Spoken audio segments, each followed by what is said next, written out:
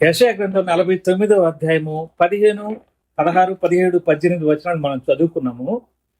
ఈ వచనాల్లో స్త్రీ తన గర్భమున పుట్టిన బిడ్డను కరుణింపకుండా తన చంటి బిడ్డలను మరచునా, వారైనా మరచుదురు గాని నేను నిన్ను మరువను అని యెషయా గ్రంథంలో ప్రవచనాన్ని మనం గమనిస్తున్నాం. లేవి కాండంలో ఈ మాటను గురించి 26వ అధ్యాయము 29వ వచనంలో మనం చూస్తే అక్కడ తల్లిదండ్రులుగా ఉన్నటువంటి వాళ్ళే తమ పిల్లలను తినేటువంటి వాళ్ళుగా ఉన్నారు. పుట్టినటువంటి బిడ్డని తల్లి అక్కడ ఉన్నటువంటి మాటలు చదివితేనే మనకు వినడానికి బాగుండవు. అలాంటి తన కన్నటువంటి బిడ్డని, తనలో నుంచి బయటికి వెళ్ళలేటువంటి ఆ బిడ్డని భర్తను మోసం చేసి, బిడ్డలను మోసం చేసి తను తినేసిందంట. ప్రవచనాల్లో ఉన్నాయి, బైబిల్లో ఉన్నాయి ఆ మాటలు. అందుకనే దేవుని వాక్యంలో తల్లి ప్రేమ ఎలాంటిదో చెప్తూ, స్త్రీ తన కన్నబిడ్డను, పాలిచ్చే కన్నబిడ్డనైనా మరుస్తుంది కానీ నేను నిన్ను మరువను అని ఎందుకు చెప్పాడంటే అందుకని చెప్పాడు. ఇంకా మనం చూస్తే అనేక వచనాల్లో మనం చూస్తాం. సొలొమోన్ రాజు దగ్గరికి 2 తల్లులు వచ్చారు. ఆ సందర్భం కూడా మనకు తెలుసు. ఆ రోజుల్లో ఉన్న కరువుకి తమ పుట్టినటువంటి బిడ్డలనే తినేటువంటి దినాల్లో అలాంటి పరిస్థితిని ఎదుర్కొన్నట్టుగా మనం చూస్తున్నాం.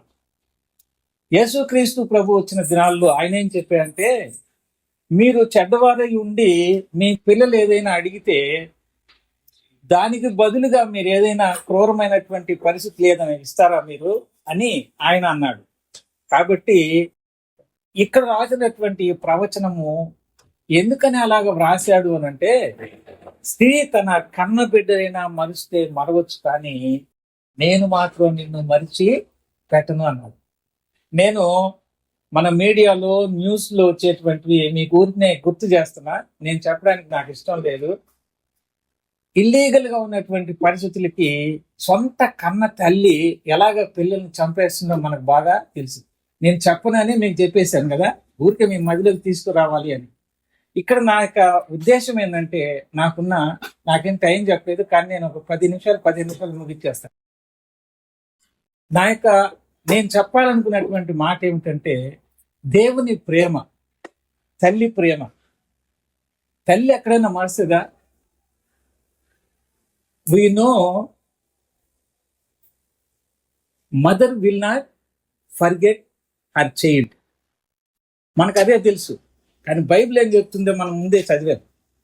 లేవి కాండంలో ఉన్నటువంటి మాట, రాజుల గ్రంథంలో ఉన్నటువంటి మాట, యేసు ప్రభు వచ్చినటువంటి దినాల్లో ఆయన ఏం చెప్పాడు అనేది కూడా మనం చూచాం. ఇవన్నీ చూచిన తర్వాత మనము మన మనసులో నిలిచిపోయేటువంటి మాట ఏమిటంటే, స్త్రీ తన పాలిచ్చే బిడ్డనైనా మర్చిపోతుంది అని అంటుంది. మనమైతే ఆ మాట వింటేనే మేము అట్లా మర్చిపోతామండి అంటారు తల్లులు, ఇక్కడ కూర్చున్న తల్లులు కదా, అస్సలు ఒప్పుకోరు. కానీ బైబిల్ అలాగే చెప్తుంది, ఒకవేళ మరిస్తే మరవచ్చేమో కానీ నేను మాత్రం మిమ్మల్ని మిమ్మల్ని మర్చిపోను అనేటువంటి మాటని ప్రభు తెలియజేసినటువంటి మాట మనం చూస్తూ ఉంటున్నాం.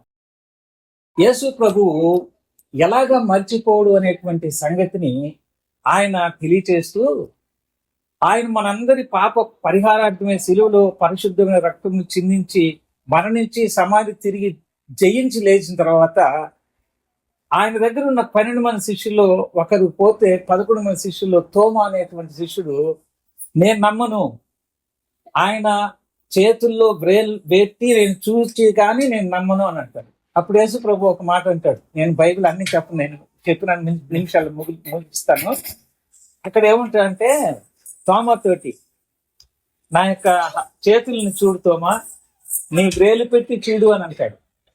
దాని భావం ఆత్మీయంగా నేను ధ్యానం చేస్తే నాకు దొరికింది ఏంటంటే, ఆ గాయాల లోపల వ్రేలు పెట్టి చూడు అని యేసు ప్రభు చెప్పడంలో నేను నిన్ను ఎక్కడ దాచుకున్నానో తెలుసా, నువ్వు నన్ను మర్చిపోయినా నేను నిన్ను మర్చిపోలేదన్న. గుండె పగిలిపోయి ఈ ఇండియాకి వచ్చి సువార్త చెప్పాడు తోమ, తెలుసా అండి? అది యేసు ప్రభు ప్రేమ. ఆయన మళ్ళని తన గాయాల్లో చెక్కుకున్నాడు అని దేవుని వాక్యం మరొక దగ్గర మనం చూస్తాం. కాబట్టి ఈ రాత్రికాల సమయం ముందు ఒకసారి ఆలోచించేయండి. తల్లి ప్రేమ ప్రపంచంలో ఎవరు కూడా వర్ణించలేరు. మాటలతోటి తల్లి ప్రేమని మనం వర్ణించలేము. తల్లి తినకున్నా కూడా బిడ్డలకు పెట్టేటువంటి మనసు ఉంటుంది. తల్లి నిద్రపోకుండా పిల్లల కొరకు కాచుకొని కూర్చునేటువంటి మనసు ఉంటుంది.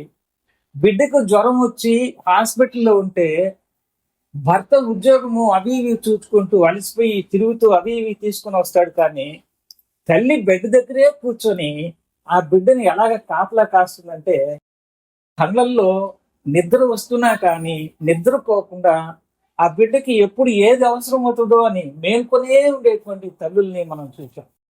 నేను ఒక్క మాట చెప్తాను. నేను రైల్వేలో పనిచేసేటప్పుడు మా ఊరికి నేను వెళ్ళే ట్రైను రాత్రి 3:30 ఆ టైంకి వెళ్తుంది. ఆ టైంలో నేను ఇంటికి వెళ్ళిన తర్వాత అప్పుడు కానీ అన్నం తిన్నాను. దాదాపు 8 గంటలు ప్రయాణం చేసి ఆ ఊరికి వెళ్తాను. అప్పుడు నా కోసం అన్నం ఉంటుంది అక్కడ. అందులో నేను కొంత తినిన తర్వాత అప్పుడు మా అమ్మగారు అన్నం మిగిలింది తినేది. రాత్రి తినలేదమ్మా అంటే నాకేం సమాధానం చెప్పేది కాదు. అలాంటిది తల్లి ప్రేమ. మనం ఎవరు కూడా మర్చిపోలేం. ఈరోజు రత్నావళి గారు ఆమె ఎలాంటి తల్లి ప్రేమ చూపించిందో మాకు బాగా తెలుసు. ఈ పిల్లలిద్దరు చిన్నపిల్లలుగా ఉన్నప్పుడు, అమ్మాయి చిన్నపిల్లగా ఉన్నప్పటి నుంచి ఎరుగుదుము. దేవుని మాటలు మనం చూస్తున్నాం కాబట్టి అందులో ఉన్నటువంటి శ్రేష్టతను మనం ధ్యానం చేస్తూ దేవుని యొక్క ప్రేమ ఎలాగుంటుంది అంటే 103వ కీర్తన 13వ వచనం తీస్తే వెంటనే చదివి సహాయం చేస్తారా? 103వ కీర్తన 13వ వచనం.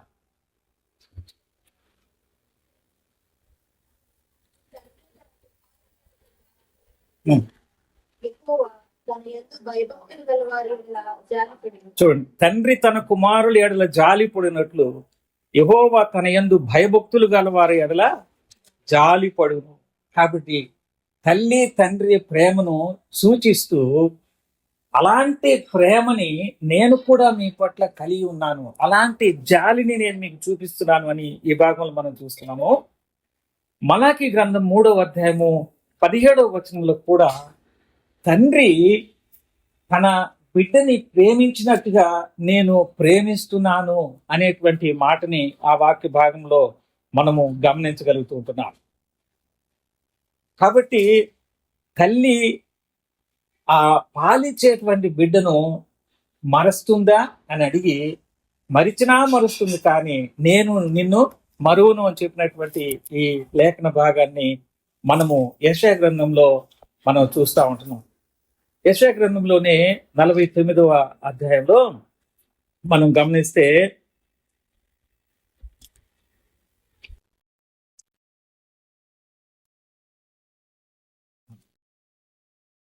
చూడుము, నా ఎరచేతుల మీదనే నిన్ను చెక్కి ఉన్నాను, నీ ప్రాకారములు నిత్యము నా ఎదుటనున్నవి. ప్రేమించేటువంటి దేవుడు అలాగ ప్రేమిస్తూ మనం చదువుకున్న వాక్య భాగంలో 2వ వచనంలో అనగా 16వ వచనంలో ఏమంటాడంటే, చూడుము నా ఎరచేతుల మీదనే నేను చెక్కి ఉన్నాను. అదే తోమాకి ప్రభువు చెప్పినటువంటి మాటగా మనం చూచాము. నీ ప్రాకారములు నిత్యము నా ఎదుటనున్నవి అనేటువంటి ఈ మాటలో నేను ధ్యానం చేసినప్పుడు నాకేమర్థమైందంటే, ప్రభు ఇచ్చినటువంటి తలంపులు ప్రాకారములు అనంటే ఒక భద్రతని సూచిస్తున్నట్టుగా మనం చూస్తూ ఉంటున్నాం. మన యొక్క భద్రత ఈ లోకంలో దేవుడు మనకి ఇచ్చినటువంటి ఉద్యోగము లేక వృత్తి లేక వ్యాపారము, దానిని కూడా దేవుడు గమనిస్తున్నాడు అనేటువంటి సత్యాన్ని ఇక్కడ నేను ధ్యానం చేశాను. నీ ప్రాకారములను నిత్యము నా ఎదుట ఉన్నవి అంటున్నాడు. మనకున్నటువంటి ఉద్యోగ వ్యవస్థ, మనము చేసేటువంటి వృత్తి వ్యాపారము, మనకు కుటుంబానికి పోషణ కొరకు ఏర్పాటు చేసుకున్నటువంటి ఆ సంపాదన ఏదైతే ఉందో అది నిత్యము నా ఎదుటే ఉంది అని అంటున్నాడు. కనుక మన యొక్క స్థితి ఏదైనా కానీ అది దేవుని ఎదుట భద్రంగా ఆయన గమనిస్తున్నాడు అనే సత్యాన్ని ఈ వచనంలో మనం గమనిస్తే 17వ వచనంలో, నీ కుమారులు త్వరపడుచున్నారు, నిన్ను నాశనం చేసి నిన్ను పాడు చేసిన వారు నీలో నుండి బయలువెళుచున్నారు, కనులెత్తి నలుదిశలా చూడుము, వీరందరూ కూడుకొనుచు నీ యొద్దకు వచ్చుచున్నారు, నీవు వీరినందరినీ ఆభరణముగా ధరించుకొందువు, పెళ్లి కుమార్తె వడ్డాణము ధరించుకున్నట్లు నీవు వారిని అలంకారముగా ధరించుకుందువు. నా జీవము తోడని ప్రమాణము చేయుచున్నానని యెహోవా సెలవిచ్చుతున్నాడు.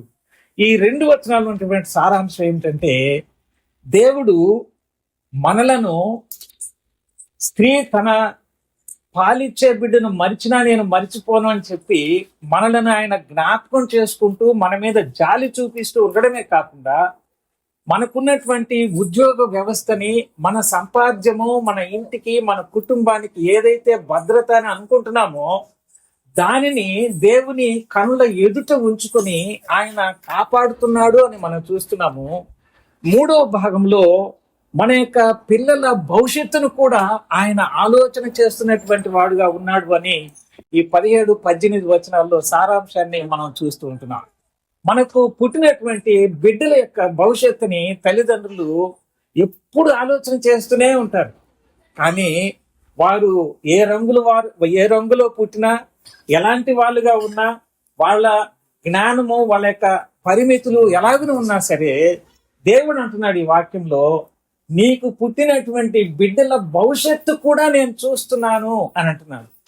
అక్షరార్థంగా ఈ మాటలు దేవుని ప్రజలైన ఇశ్రాయేలీలు వారి దేశము నుంచి చెదరి బయటకు వెళ్ళిపోయిన తర్వాత వాళ్ళు ఇప్పుడు ఎలాగైతే కలుసుకుని ఉన్నారో ఆ సంగతిని 17వ వచనంలో చెప్తూ, ఆ చివరి 18వ వచనంలో ఏమిటంటే, రాబోయే దినాలలో యేసు ప్రభు తిరిగి 2వసారి వచ్చిన తర్వాత అసలు భూమి మీద ఎక్కడైతే ఉన్నారో తన ప్రజలైనటువంటి వారందరినీ సమకూర్చి ఒక దగ్గర నేను ఉంచుతాను అని చెప్పాడు. ప్రకటన గ్రంథం 12వ అధ్యాయంలో ఏమిటా అంటే, ఆ చివరి దినాలలో, శ్రమల దినాలలో, 7 సంవత్సరాల శ్రమల దినాలలో సగభాగము తరువాత, సంఘం ఎత్తబడిన తరువాత, ఆ ప్రజలు ఎవరైతే ఉన్నారో ఆయన ప్రజలు అని ఇశ్రాయేలుగా పేరు పెట్టబడినటువంటి ప్రజలు, అప్పుడు అంత్యక్రీస్తు అనేవాడు విడుదల చేయబడిన తర్వాత ఆ శ్రమలలో ప్రపంచమంతా ఒక్కటయ్యి ఒక్క ఇశ్రాయేల్ మీద యుద్ధము చేస్తున్నటువంటి ఆ దినాలలో దేవుడు పెద్ద రెక్కలను, 2 రెక్కలను వాళ్ళకి ఇస్తారు. ఆ రెక్కలతోటి వారు సురక్షితమైన ప్రాంతాలకు వాళ్ళు తరలి వెళ్ళి తలదాచుకొని ఆ శ్రమల నుంచి తప్పించబడతారనేటువంటి సారాంశాన్ని నేను ధ్యానం చేసినప్పుడు, ప్రపంచంలో ఎవరికీ లేనటువంటి ఎయిర్ క్రాఫ్ట్ విధానాన్ని రానున్న దినాల్లో దేవుని ప్రజలైన ఇశ్రాయేలుకి ఆయన ఇవ్వబోతున్నాడు అనేటువంటి సారాంశాన్ని మనము చూస్తాం. అంటే ఈ నేటి దినాలలో కూడా ప్రపంచమంతా వాళ్ళకున్నటువంటి ఎయిర్లైన్స్ ని చూస్తా ఉంది. ఆ రోజున వాళ్ళకి ఇచ్చేటువంటి భద్రత, ఆ దేశంలో ఉన్న వాళ్ళందరూ ఒకే ఎయిర్ క్రాఫ్ట్ లో వాళ్ళు దూరంగా వెళ్ళి సంరక్షించబడేటట్టుగా ఒక ప్రత్యేకమైన నలుదిక్కుల కొండలుండి మధ్యలో విశాలమైన స్థలం ఉన్నటువంటి స్థలానికి, ఇంకెవ్వరూ ఒకరికి ప్రవేశించే వీలు లేనటువంటి స్థలానికి ఆ శ్రమల దినాల్లో తలదాచుకోవడానికి దేవుడు వారికి ఏర్పాటు చేస్తున్నాడనే సత్యాన్ని ఈ యెషయా గ్రంథం 49వ అధ్యాయం 18వ వచనంలో మనము చూస్తాం. ఈ రోజున మనం ధ్యానం చేస్తున్న మాట ఏమిటంటే, స్త్రీ తన గర్భమున పుట్టిన బిడ్డను కరుణింపకుండా తన చంటి పిల్లను మరచున వారైనా మరచుదురు గాని నేను నిన్ను మరువను అని తెలియచేసినటువంటి ఈ వాక్యాన్ని మనం చూస్తూ ఉంటున్నాం. కాబట్టి దేవుడు మనలను మర్చిపోడు. తల్లి మర్చిపోతుంది అని దేవుని వాక్యం సెలవిస్తుంది. మన పిల్లల్ని మనం మర్చిపోము, ఇక్కడ ఉన్న వాళ్ళు ఒకవేళ. కానీ బైబిల్ చెప్పిన మాటలు మళ్ళీ చెప్పుకోవడానికి వీలైనట్టుగా ఉన్నాయి అవి. అలాగా తల్లి మర్చిపోతుంది, అయితే నేను మాత్రం మిమ్మల్ని మర్చిపోను. తల్లి ఎలాగా మిమ్మల్ని ప్రేమిస్తుందో అలాగా ప్రేమిస్తాను. తండ్రి ఎలాగా తన కుమారుని ప్రేమిస్తున్నాడో అలాగనే నేను ప్రేమిస్తాను. కాబట్టి నీవు ధైర్యంగా ఉండు అని చెప్తున్నాడు. అంతేకాకుండా మనం చదివిన మూల వాక్యంలో యెషయా గ్రంథం 49వ అధ్యాయం 17, 16 వచనంలో, నీ ప్రాకారాలన్నీ నా ఎదుట ఉన్నాయి అని అంటే, మనకున్న ఉద్యోగ, వృత్తి, వ్యాపార వ్యవస్థ, మన ఇంటికి, కుటుంబ బిడ్డలకు భద్రత కొరకు ఏదైతే మనం కలిగి ఉన్నామో అది దేవుని ఎదుట భద్రపరచబడుతూ ఉంది. కాబట్టే మనం మనగలుగుతున్నాము అనే సత్యాన్ని మనం చూస్తే, 3వ భాగంలో దేవుడు మన తల్లిదండ్రుల తర్వాత మనకు మన బిడ్డలను ఇచ్చాడు. ఆ బిడ్డల యొక్క భవిష్యత్తును కూడా ఆయన చూస్తున్నాడు అనేటువంటి సత్యాన్ని ఆ వాక్య భాగంలో మనం చూస్తున్నాం. కాబట్టి ఈ చిన్న సందేశం ఈ కుటుంబంలో మరి తల్లిదండ్రులు ఇద్దరు ప్రభు చెంతకు వెళ్ళారు. ఎంతో కాలమే, ఎన్నో సంవత్సరాలు అయింది. కానీ ఇన్ని సంవత్సరాలైనా కూడా వారి యొక్క మరుపురానటువంటి ఆ ప్రేమను, అనురాగాన్ని జ్ఞాపకం చేసుకుంటూ ఈ రీతిగా మనందరినీ కూడా పిలిచి ఇంత ఖర్చు పెట్టుకొని ఇంత సమయాన్ని వెచ్చించి మనందరినీ సమకూర్చి ఈ ఏర్పాటు చేసినటువంటి ఈ సందర్భంలో ఈ చిన్న ధ్యానాన్ని మనం ధ్యానం చేస్తుండగా యేసుక్రీస్తు ప్రభు వచ్చిన దినాలలో ఆయన ఏమన్నా అంటే, చిన్న పిల్లలను ఆటంకపరచుట నా యొద్దకు రానివ్వండి, ఇలాంటి వాళ్ళదే పరలోక రాజ్యం అని చెప్పాడు. అసలు తల్లిదండ్రి ప్రేమను మించి అనురాగంతోటి ఆయన చిన్న బిడ్డలను తన దగ్గరికి చేర్చుకున్నటువంటి వాడుగా మనం చూస్తూ ఉంటున్నాం.